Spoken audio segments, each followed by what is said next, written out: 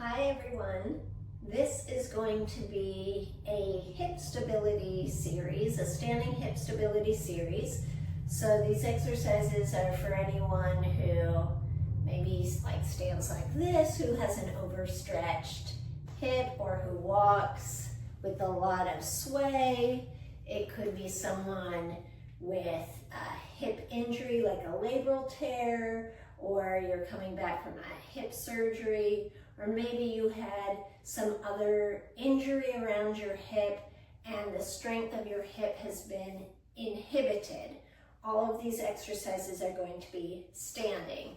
We're going to start with a band around the legs. I have one of these loops, but you could use a TheraBand and just tie it in a knot.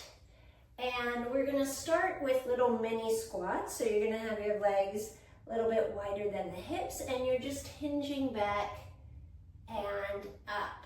So make sure that you're in neutral. You bring your hips back in space like you're about to sit down, and you come all the way back up. Now, it really doesn't matter how low you go for these. So you could use a wall to give you feedback. Just do a little butt tap and up. I'm just trying to prep your hips for something more challenging. So we're going down and up. You want to make sure you're aware of the alignment of your knees. We don't want the legs to collapse in. So we're holding them out, engaging the outer hip. And up, down, and up. Couple more here. Down, and up, and one more here. Now that might be the only exercise you do, but if you're ready for a series, here we go. We're going into side steps. We're going to be in a little bend of the knees, stepping side. Should have started on the end, and other way. What you want to check on these is that there's no up and down.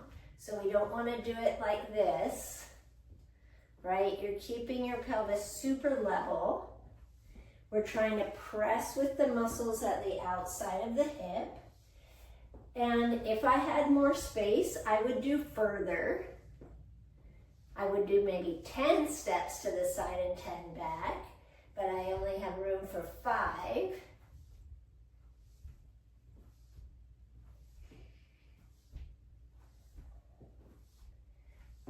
Going out of the camera and another way. You should start to feel your outer hip working.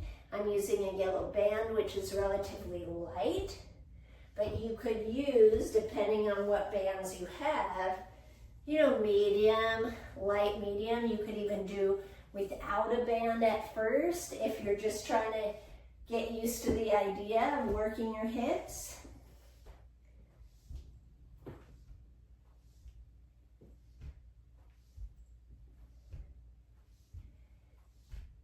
And then finish it off. I finished in the middle, so ideally I would have gone back and forth evenly. Then we're going to grab a ball or something between the legs. So I'm back with the ball. I'm going to place the ball between the legs. Ideally, the width is going to be at least the width of your hips, so you could use a yoga block. And then we're just going to keep the ball squeezing as we do a few more little squats here, so I know I've got my inner thighs working as well. I should feel my glutes working. On the way down, I'm trying to kind of open up my sits bones and come all the way up. Sometimes I see people do squats and they come only to there.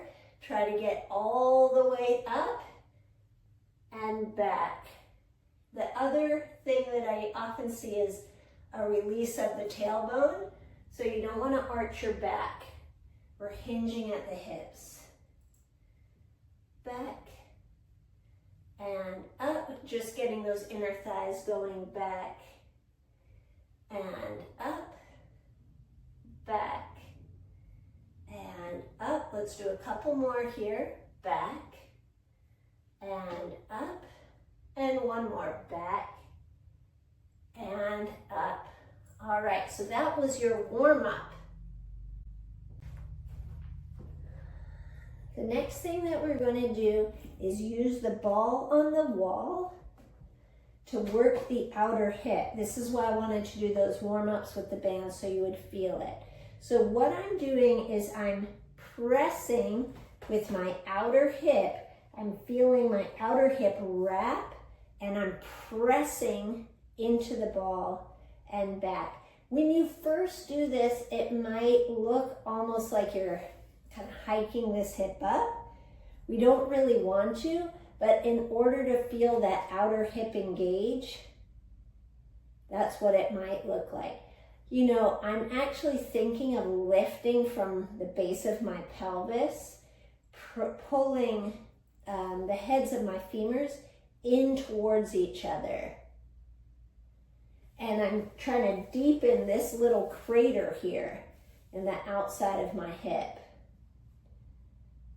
2 more there. And then 1 more there.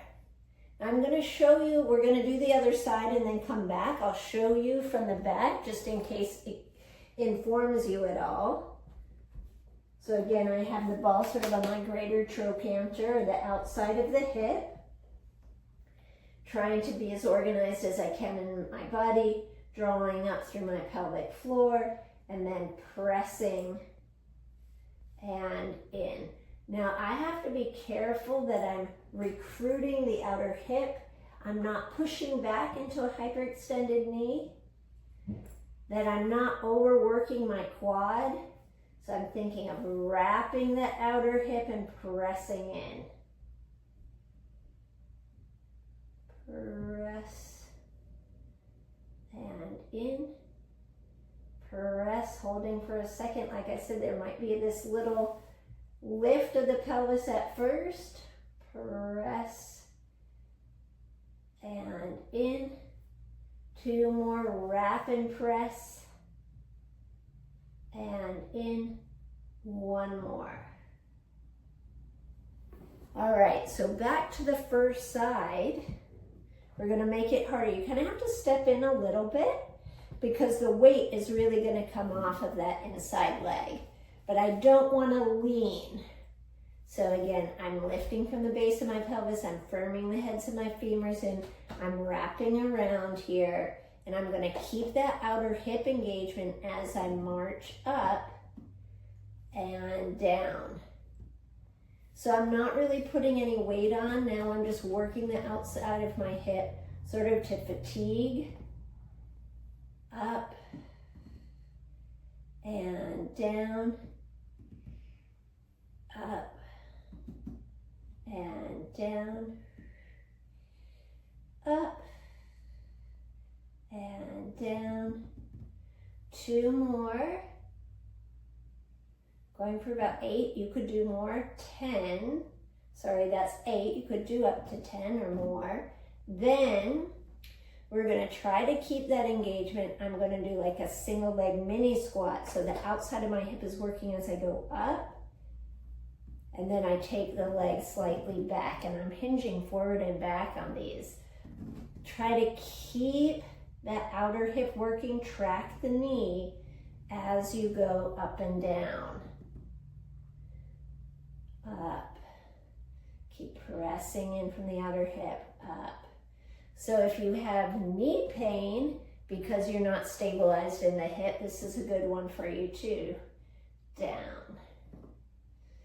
And down. Up and down. Up. Down. Down. And up, and 1 more there. Down and up. Ooh la la. Then we're going to do 1 more on this side. Hopefully, if you're doing them with me, you feel the outer hip. Drawing again, organizing yourself first, lifting up from the base of the pelvis. Unweight the inside leg.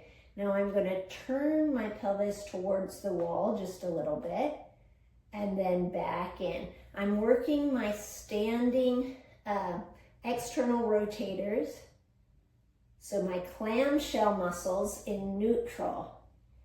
Rotation. So remember, those muscles that work the deep lateral rotators of the hip draw the head of the femur up into the joint. And rotate. And in. 2 more. And 1 more. Ooh la la. I feel my outer hip. So we're going to do the other side. I'm going to turn. I don't know if it's helpful to see it from the back view, but I thought it might be. So I'll let you see it from the back. So again, I want to be careful I'm not arching my back or hyperextending, lifting up from the base of the pelvis, drawing the outer leg in, trying not to sink, and then I'm marching up and down. Keep that little bit of pressure, so we're working the outer hip into that pressure of the ball without leaning. 4, and up. 5, and up. 6, and up. 7, and 8. Then, just going to come in a little bit again, reorganize, lift, and then it was that little heel tap, up, back. I'm hinging forward on those, kind of like I'm running. In slow motion, I'm trying to keep that outer hip engaged, trying to keep the hips level and track the knee. Down, up, down, up, down, up, and down, up. 2 more.